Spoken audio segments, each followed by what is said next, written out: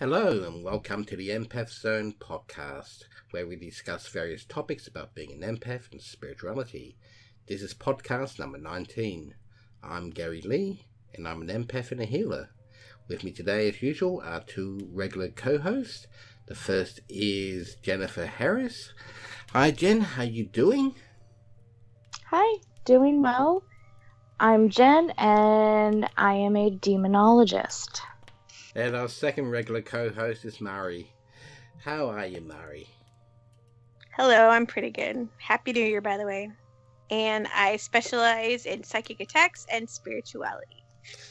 Okay, and today's topic, I think it's an interesting one. It's about haunted items.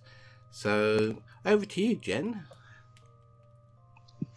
When we think about haunted items, I know a lot of you probably already know the story of Annabelle. Annabelle the doll. The doll, yes. That is one of the most famous haunted item out there. And so when we're looking at Annabelle, we see that Annabelle is been theorized or proven to have a demonic attachment to it. Now, the only thing I really know about Annabelle is from the movie The Conjuring, and I don't think that was 100% correct. So maybe you can tell us a bit about it if you know.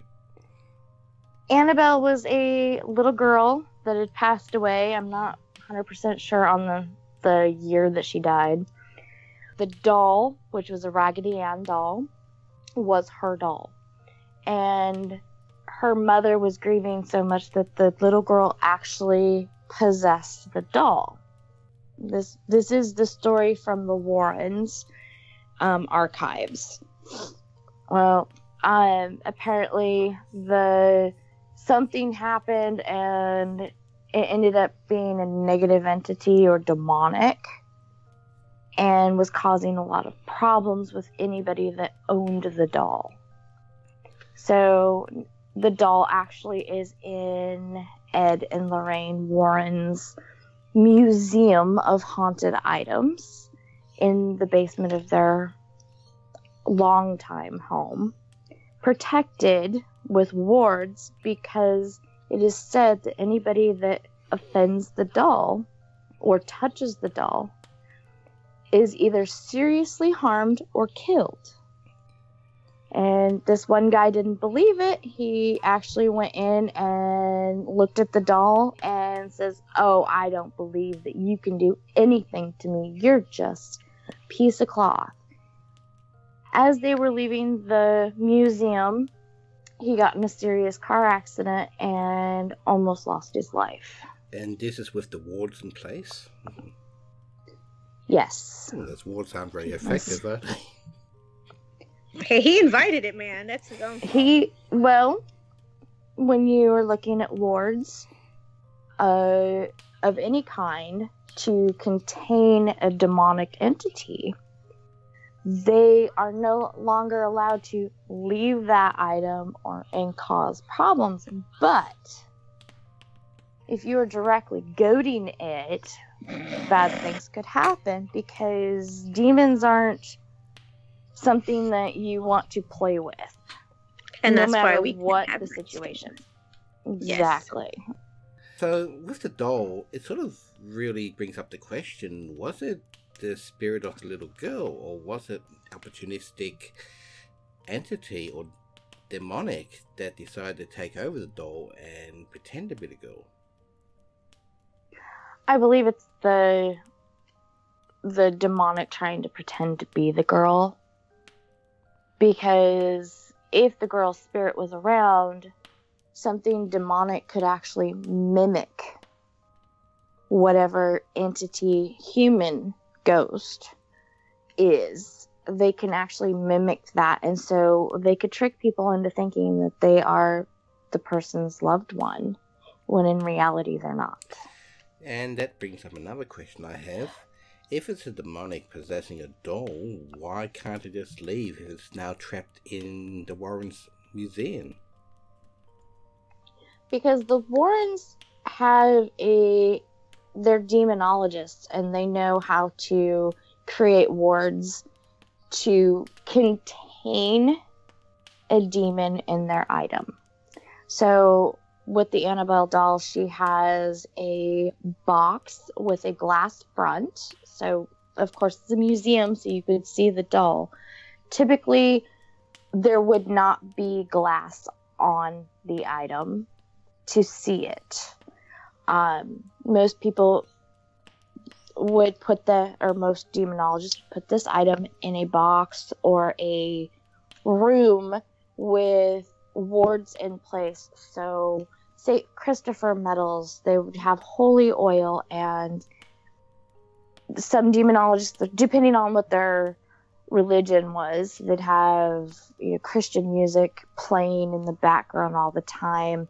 There are certain Jewish wards that you can, or Jewish language that you can put on there as wards, because demons don't like or cannot get through those type of symbols. So they would be, yes, I believe they're based on sacred geometry. Prayers. Correct. And written prayers. And so it's said that a demon cannot get through these written prayers, especially if they are in Hebrew. Yeah, no, that makes sense. I mean, it is an ancient language, and it does have its root in sacred geometry, which is very powerful when applied correctly. Correct. Now, the Annabelle doll, if it was me, I would have put it in a sealed box with a lot of writing on the box to contain it. The glass front is not exactly my go-to, because you can see the item, they can see out, so therefore it's not really containing them. It's like they can't go anywhere, but if you come up and look at the demon in the doll could actually see you, and that is a problem. Yes, I don't understand why they put it in a display cabinet. I mean, wards can only go so far, and they can fail over time. Correct. So, if it was, let's say, Hebrew, they would have put it in a sealed box. They would have put items of the child or the person that this demon has attacked into this box, so that the demon has a token to hold on to of that person, so that when it's in the box, it thinks it's won, and so it's not going anywhere. Yeah, and that's what they call a Dybbuk box. So if you open a Dybbuk box, you'll find people's teeth, hair, jewelry, stuff like that in the box. Do not ever disturb a Dybbuk box, because the second you open it, that demon is loose again. So, because I've heard of Dybbuk boxes, and they're supposed to contain spirits, but of course the question is, how many people actually know what it is, and what's to stop somebody who's curious, who may end up buying it, say, a yard sale, from opening it up to take a look and seeing what's going on? Typical Dybbuk boxes have wards placed on the outside of the box, so you'll see symbols and things like that on the outside of the box.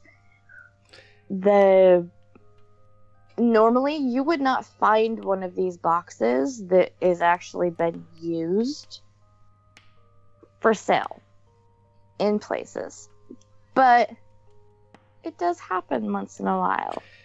And so you have to keep an eye out and look over the item that you're purchasing, especially when you're looking at jewelry boxes and stuff.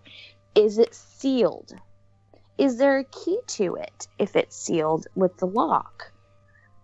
I would suggest, if it's sealed or locked with a padlock or need a key, and it has symbols written on it, don't open the box, don't buy it, move on. Yes, well, I believe that most people who look at this box and think, oh, that's a pretty pattern, and not really realise there's maybe a deeper meaning or purpose behind it. And so if they open up the box, what happens then? Does the demon attack them, or does it go back to where it came from? The person that opens the box is typically the one that gets the wrath of the demon once it's released. And every time you put the demon back in the box, it gets more mad. And so the next person, the wrath is going to be so much worse. And as time goes on, it's just going to keep progressively getting worse. So how would you put the demon back in the box? It might come out in, well, there are different rituals, which I don't want to get into on podcast. Yeah. If you do have a Dybbuk box and you've opened it, I would suggest highly to go find you a Jewish priest, because they will know what to do with it. Do not try to do it on your own. It will end in disaster. Okay, well, hopefully nobody who is listening to this podcast has ever had a Dybbuk box to open, but who knows, this may reach somebody who needs to know this information. The other, to go on from the Dybbuk boxes, there's jewelry that could also be possessed by demonics as well.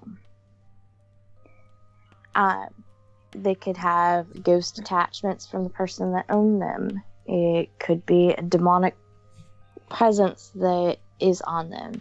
So if you pick up a piece of jewelry and you're automatically just like that weird sensation, or you're so drawn to it that you can't look away and you have to have it, I'd suggest to take a deep breath, relax, and look at the item more with, okay, why am I so drawn to this?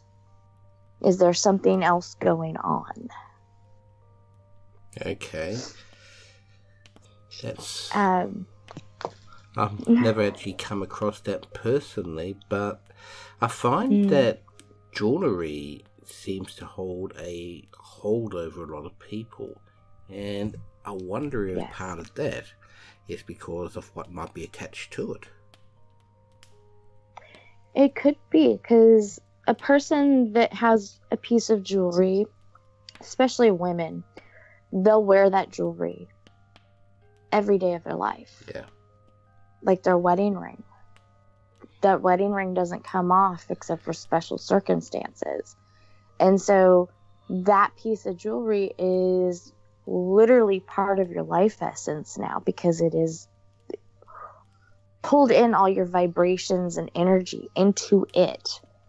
Let's say you passed away and someone saw it in a pawn shop and bought it, started wearing it, and they start getting vivid dreams of the person that owned it before, or having problems in their life that they just cannot figure out what's going on. Most likely there is a spirit attachment to that ring. So that really brings up another question I've got. If someone gives you a ring or a piece of jewellery and you start having bad luck, or things just don't start going right for you, is it possible that they have deliberately given you a cursed ring? Sometimes maybe. It's like 1 in 1,000 or 10,000 shot that someone would actually know how to do something like that. Those are still fairly high odds when you consider the population. But if it's someone with ill will against you that gives you jewelry, let's say your fiance's cheating on you, and, well, your boyfriend's cheating on you, and then he proposes, that ring will have that energy in it, and so things will go to crap, and you just don't know what's going on. So that's why family heirlooms can be a problem if there is trauma attached to it. Right. For me, for instance, I actually was at a pawn shop when I was younger, and this weird old lady kept watching me. And there was a necklace, which was a medallion, and it had a sun, looked like a sun. But in the middle, it had like a Sanskrit scrolling emblem on it. And I don't know what it was, it's just, it drew me to it. And I really wanted it. I didn't have enough money for it. Well, the lady, the creepy lady, she pulls it out of the case and says, you're the first one to ever even look at this necklace. And I'm like, really? She's like, yes, apparently it's yours. Hands it to me. Whenever I'd wear it out in public, people would stare at me. So weird. It was like I was the center of attention everywhere I went. I started having these really vivid dreams, nightmares, almost to the point of night terrors. And so I put the necklace in my jewelry box, and because I'd wore it for so long, I literally could not get rid of the night terrors. I ended up having to bind the medallion and put it in a box, and I shoved it underneath a bunch of stuff in my hope chest.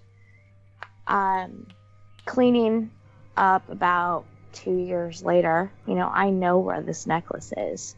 I go clean out my hope chest, and the necklace is gone. Just like that.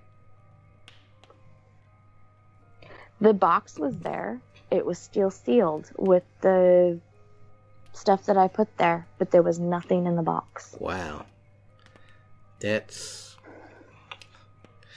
wonder what caused it to vanish. Any ideas?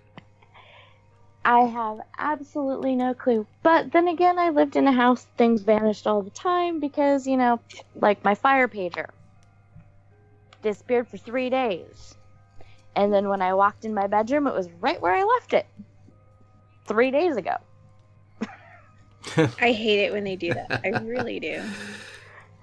Yeah. Well. So, yeah, you probably could put that down to timeline shifts. I've found that recently, especially last year in 2017, a lot of my possessions which I had vanished with absolutely no explanation, and certain things which I didn't have I suddenly ended up with, and it made absolutely no sense. Oh, like the boxes, having those weight things in your boxes when you moved. Yes. Yeah, that was weird. And they were still sealed by the seals that you sealed them. Yes. But yet there's items in the box that you don't remember having. Exactly. And I think it's really interesting. and a lot of items which I did have absolutely just vanished without any explanation. And yet everything is accounted for. But I guess we digress. Yes. So jewellery, and I really wouldn't have thought much about this because it's such a common everyday thing, but jewellery and heirlooms, they can cause a lot of trouble if you're not aware of them. Correct. Mari likes to go thrift shopping. Don't you, Mari? Definitely. All the time. And so you get used furniture. Because who would want to pay full price for something that looks brand new that you could pay... Exactly. A lot less for? Couches, chairs, bookshelves. Have you ever come across, something weird in your house coming up when you brought a new item in? Sometimes. Like the disappearing stuff would happen, and then sometimes there'd just be a very eerie presence in that section of the house, I would say. Have you ever been able to pinpoint, like, what furniture it was that was causing it? This one time it was a bookcase, but it was a random bookcase from IKEA, so that was weird. That is odd. Yes, it was really odd. Yeah. That would have been... It's an IKEA bookcase that I bought from somewhere. That would have been the least likely thing to have strange. something attached to it, very surely. You would think, but I'm special. But we all know that. There was a couch. That was weird. I'm not really sure, but I might have belonged to someone, but I was like the third person to be given it, so who knows how many different energies ended up being in there. Okay. Yeah. That's the black couch just in the other room right now. So so something like a couch actually take on the energy of people who have even sat on it, slept on it, or maybe did the deed on it? Probably. Yeah. Just all up in there. You have to think that, the couch, in a lot of homes, the couch is the place where everybody gathers. Watching TV together, eating dinner together. So it's going to absorb a lot of emotions because you do have physical contact with it. It's not like a bookshelf that you don't really have physical contact with the shelf itself, but the couch you would. And yet Mari ended up with a possessed bookshelf. Go figure. It's Mari. House. It's hello. It was a good bookcase, but it was just odd and strange. What did you do with it? You still see, have I've had... Yeah? It's in the bedroom. No, this is at my mom's house. It's in the back room. It's like this gray shelf. shelf. Okay. Yeah. It's not that old either, so I was really surprised that there was weirdness from it, yeah. That's cool. But, of course, Craig we would think that's cool. I know. Yeah. Craig was given a lot of... That's my husband, by the way. He was given a lot of things after a friend of the family had passed away. And he was given a musket. Well, it's a replica musket, but that thing's haunted. It's actually pretty cool. Well, it's a musket and it's haunted, so yeah. We're still not exactly sure who's... Craig and I aren't sure if it's the person who passed away or it's something else. We're not sure yet. Okay.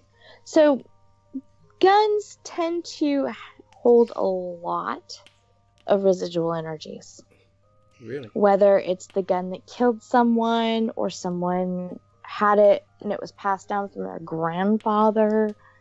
Guns and knives tend to have a lot of attachments because they are weapons. And there's a lot of energy connected to it when you're actually using it too, isn't there? Like intent. Correct. There is. Yep. And, especially some knives we would call athames.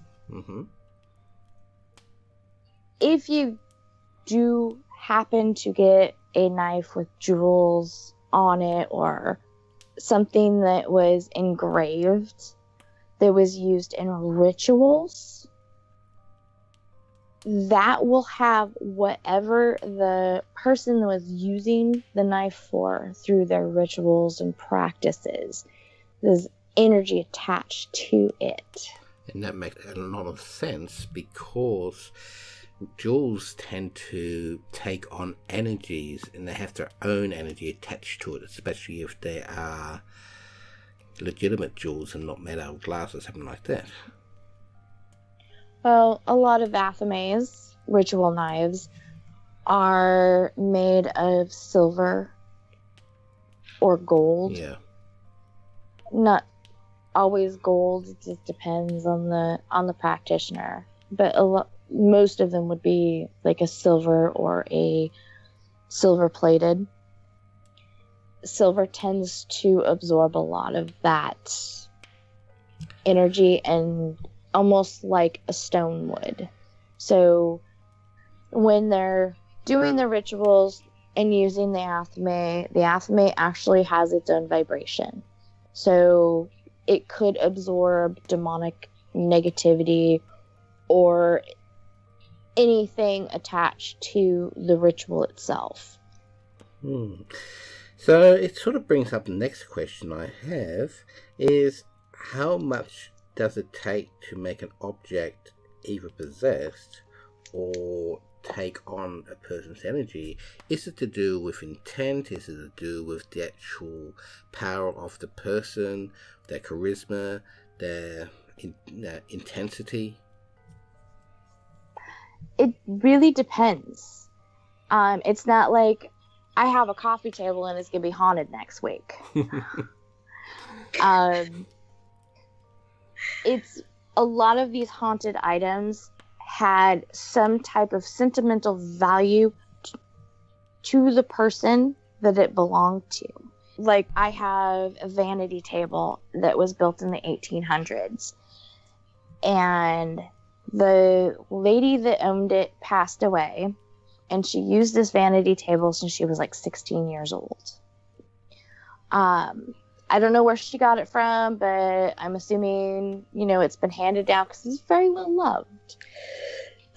And we brought it in my house, set it in my bedroom, and then all of a sudden, like 2 days later, a little girl appears in my bedroom trying to talk to me.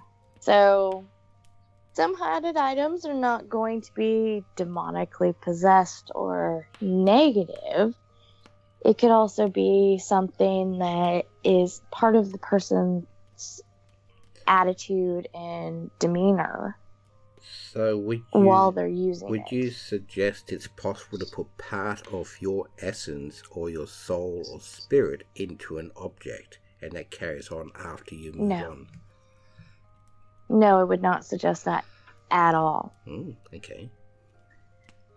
You already are giving your energy to your items because you possess them yourself. You use them daily. You're putting your effort in things. And if it's something that you really love, like my vanity table, I absolutely love it.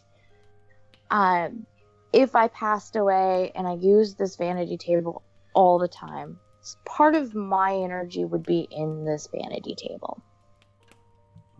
So the next person that owns it could possibly feel my energy with it. It doesn't mean that it's going to be haunted, though. Is it possible that you can actually do it, though, if you wanted to? It is possible, yes. It's all about intent. So it's not advisable, of course.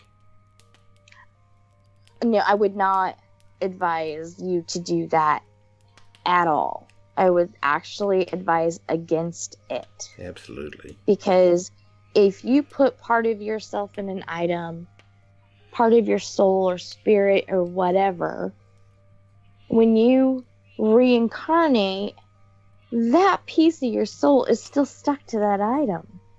So you're not going to reincarnate as a whole being. So you're going to be looking for that part that you lost the rest of your life. And then you'd have to go for soul retrieval. So there's a lot of interesting stories, like mirrors come up a lot as having spirits attached to them, or even portals. What's that all about? Mirrors technically are portals. They are basically a dimension in their own, okay? And the theory is when you look into the mirror, it's on a backwards image of yourself. So you're technically looking at yourself's reflection, but you're also seeing yourself in a different dimension. A different dimension?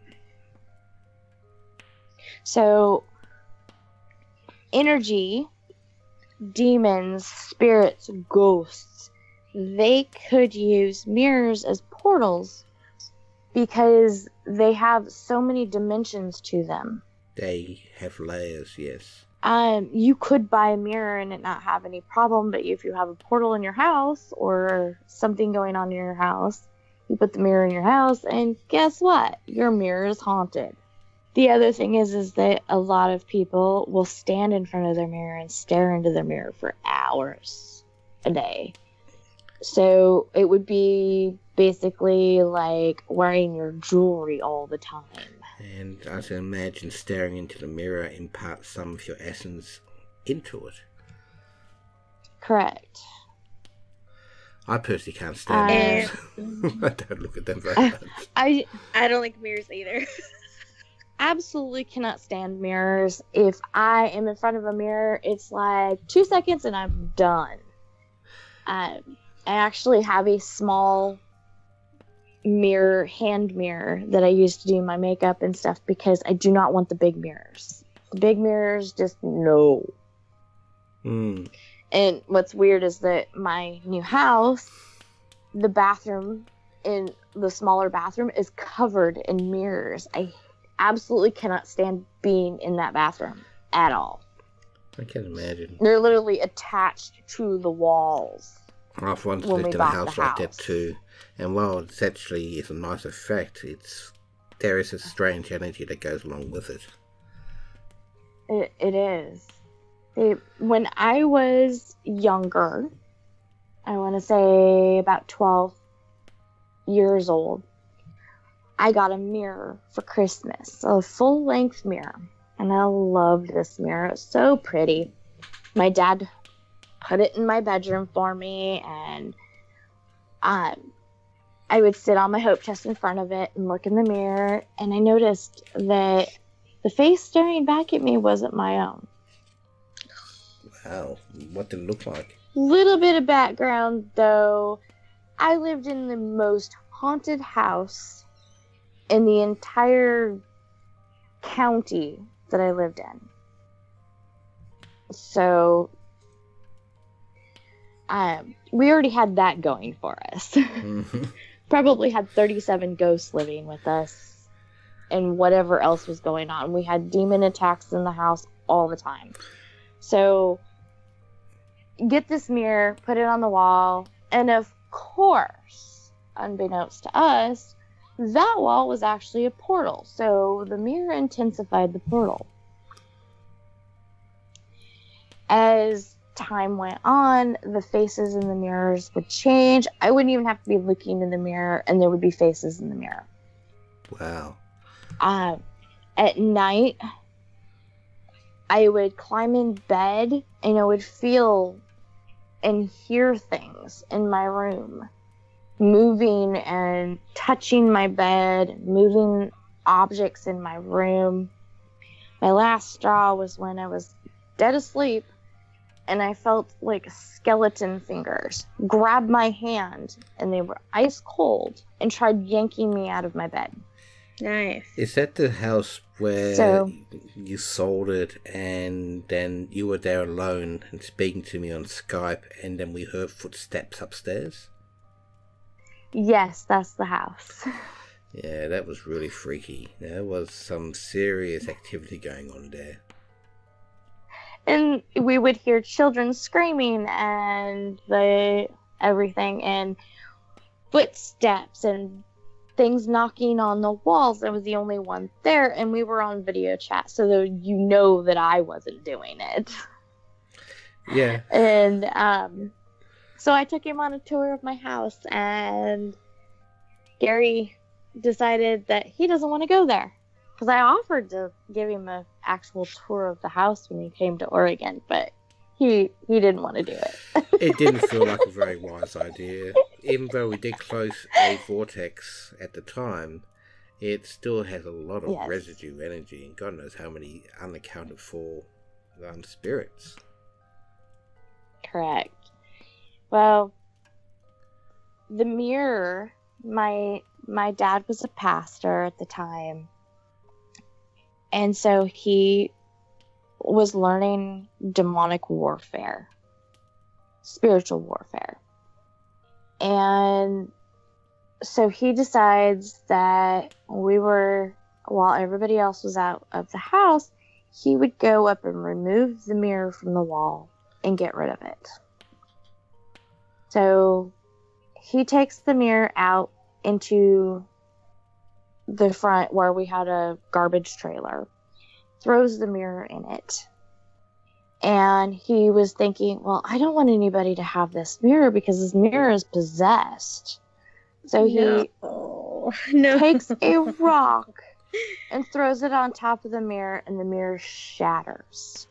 Smart. Okay. Oh dear. As soon as the mirror shattered, whatever was in the mirror came out of it and attacked him. He basically had a heart attack right then and there.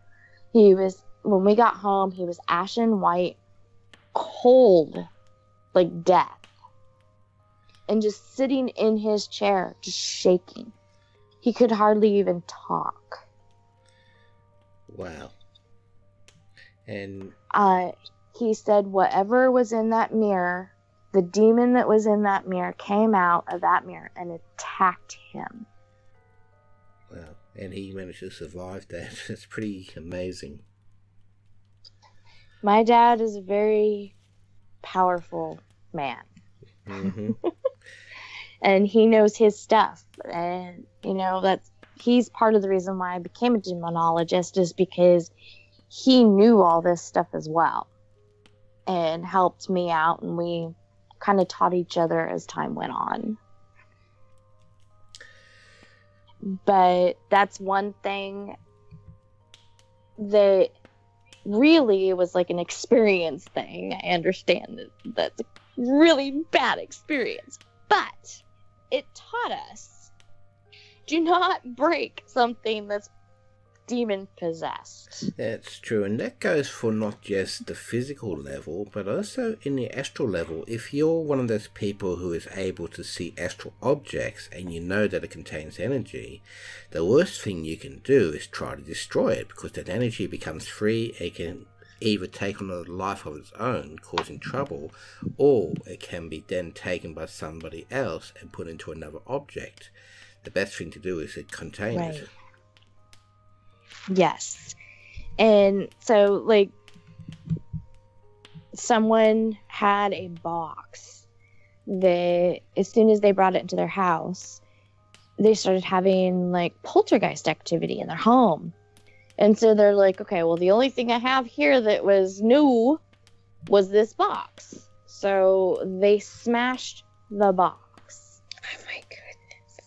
Why do people destroy this stuff? I just don't. Because they figure if the box is possessed, they destroy the box, it will no longer be possessed, and whatever was attached to it will go away. Gotcha. Because they no longer can be part of that, and they'll take it out and burn it or something, throw it in the garbage. The problem with that is that they just destroyed the vessel and released it. So now it has nothing that it's bound to. So it makes it even harder to get rid of it. Absolutely. It reminds me of a story that I had around the year 2000, where I was married at the time, and me and my then wife, we were in this Chinese tea shop, and we found this really lovely old tea set. And at the time it was $150, which was a lot of money for us back then. So we decided, okay, we'll buy it, and we'll make some nice tea out of it. And so they put it into this box, and we took it home, and then we put the box in the corner of the room after we unpacked the tea set. And that night, while we were going to go to sleep, it was dark, and my wife said, "Can you feel something in the room? It feels like there's a presence."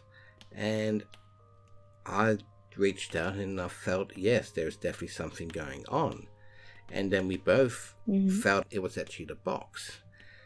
And the box felt like it had a spirit attached to it, and we both got the message that it needed to be returned to the shop that we got it from.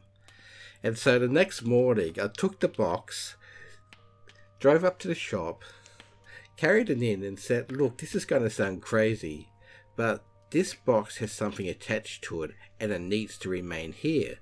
And I handed it back to these Chinese people.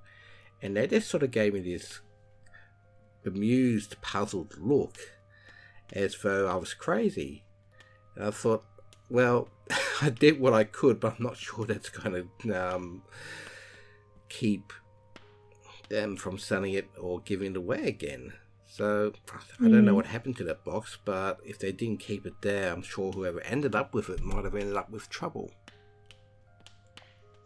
That's odd, because in the Chinese culture and like Japanese, and they're very in tune with spirits and ancestors and stuff, and so telling someone that is actually of that culture, the older generation, they take the superstition very seriously. Well, hopefully they did take and so they it seriously. probably did keep the box and recognize, okay, well, this guy's saying there's something attached to it, so it must be a spirit.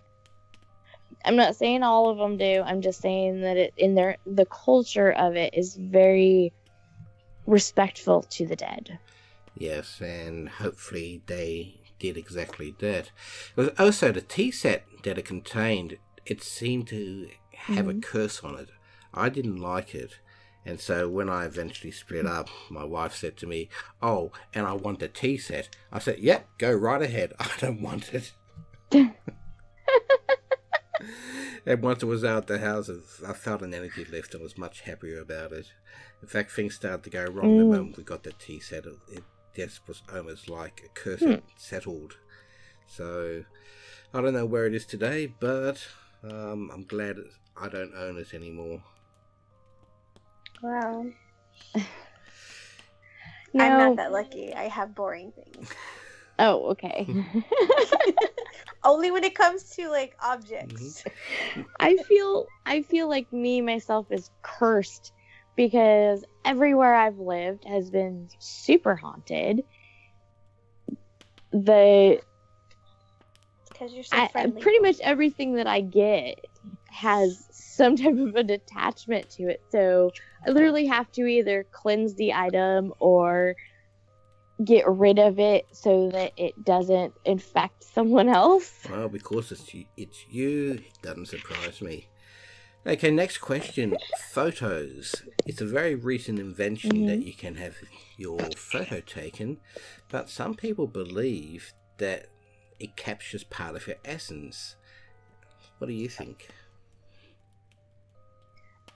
I think a lot of cultures believe that a photo captures your soul. And so there's certain indigenous tribes that refuse to allow their photo being taken or them being filmed, because they believe that literally you're stealing their soul.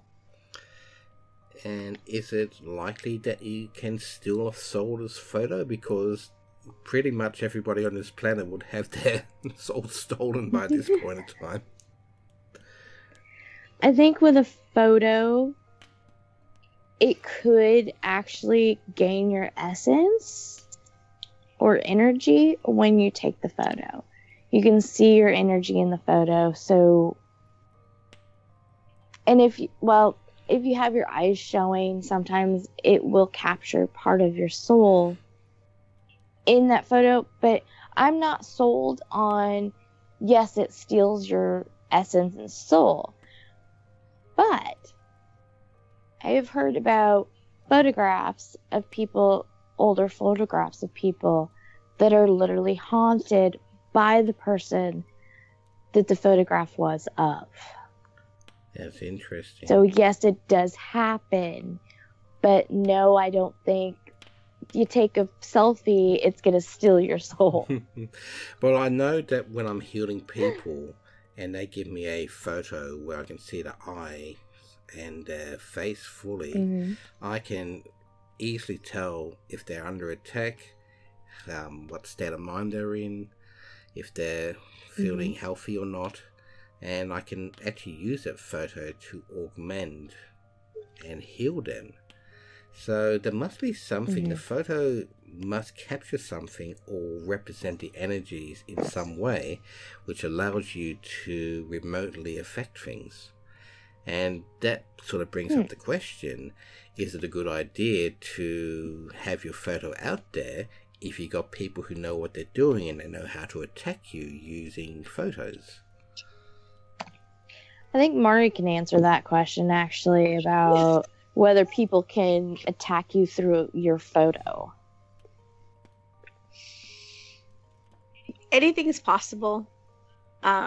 Photos, especially if they show like your face and your eyes so you can get a connection, can leave you open.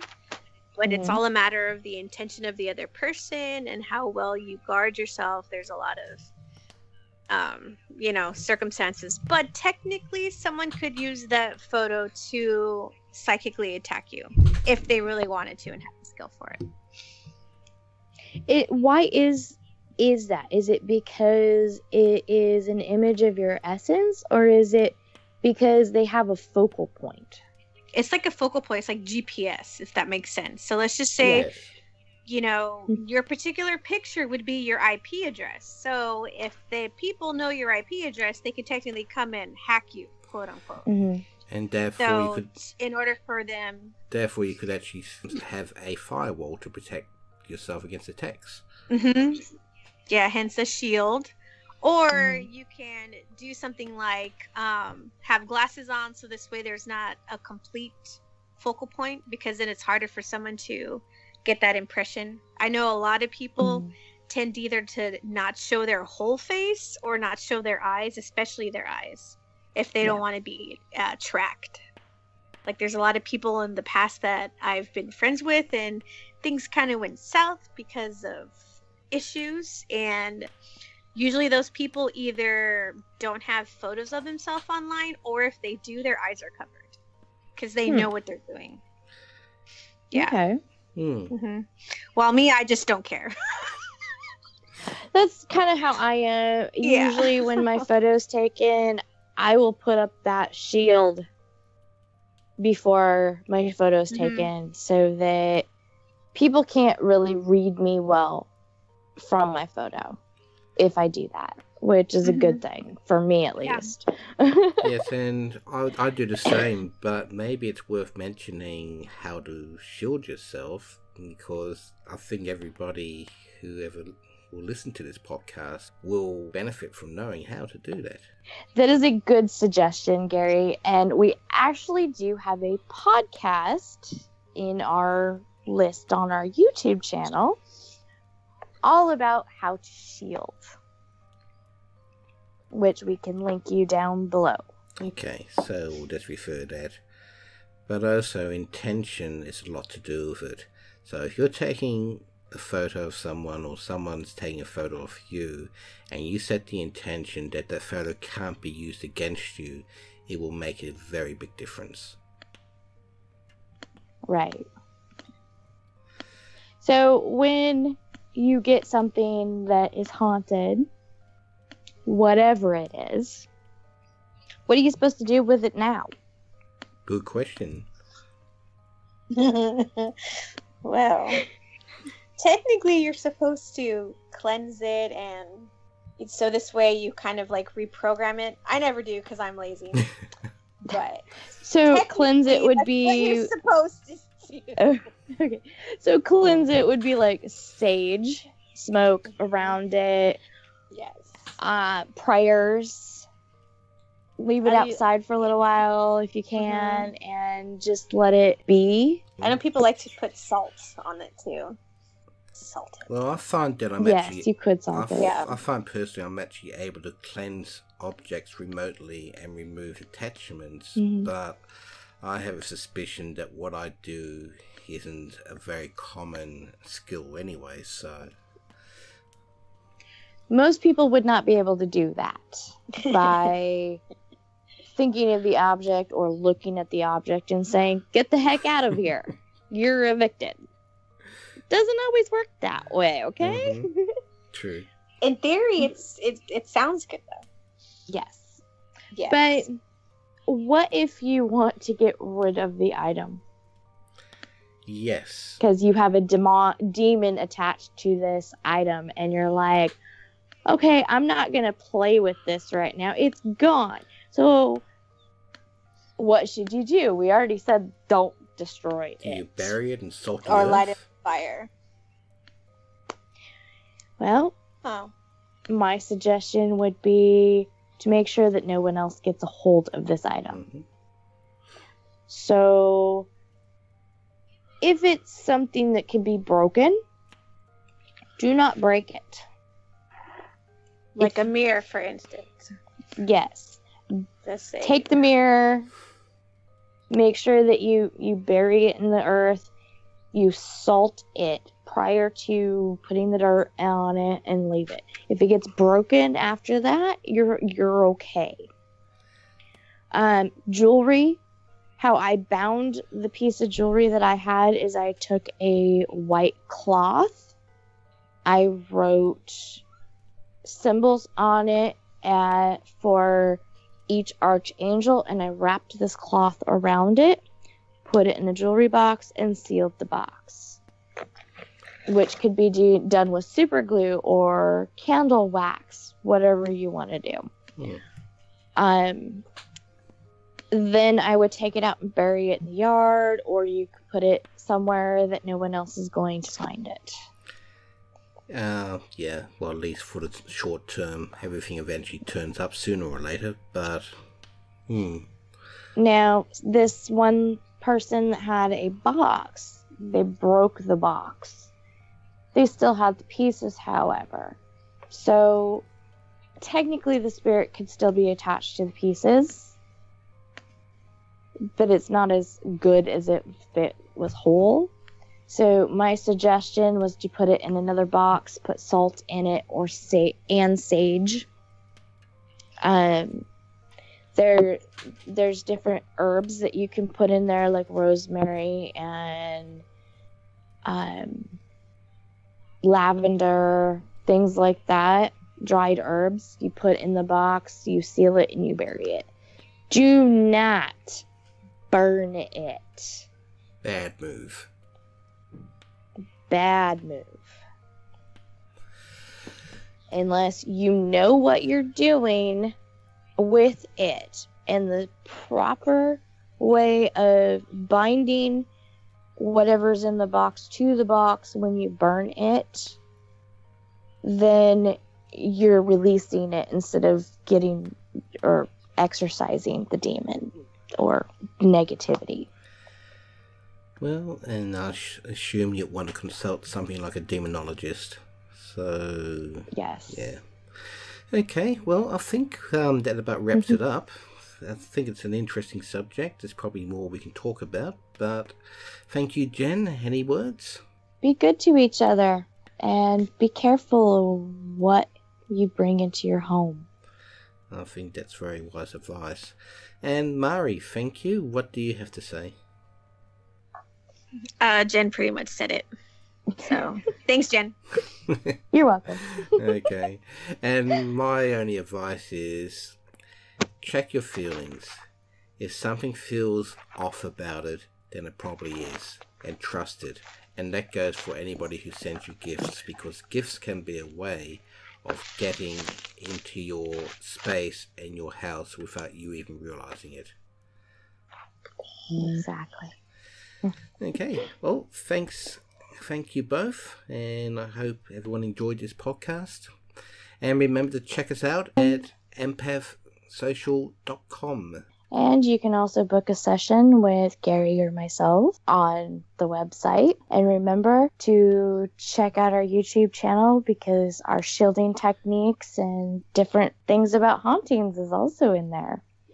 So the links will be in the description for anybody who wants to follow up on these things. If you have any questions, comments, or just want to say hi, you can actually email us at podcast@empathsupport.com, and you'll find the link in the description. Have a wonderful week, guys. Thank you.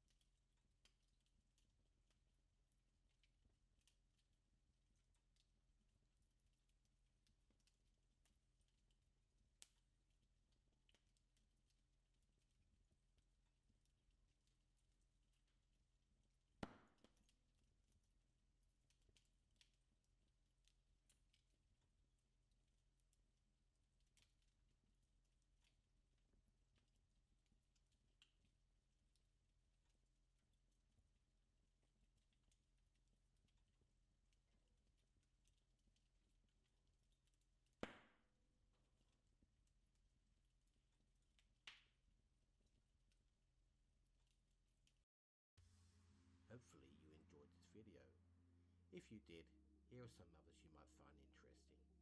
If you have any thoughts, I'd love to hear about them.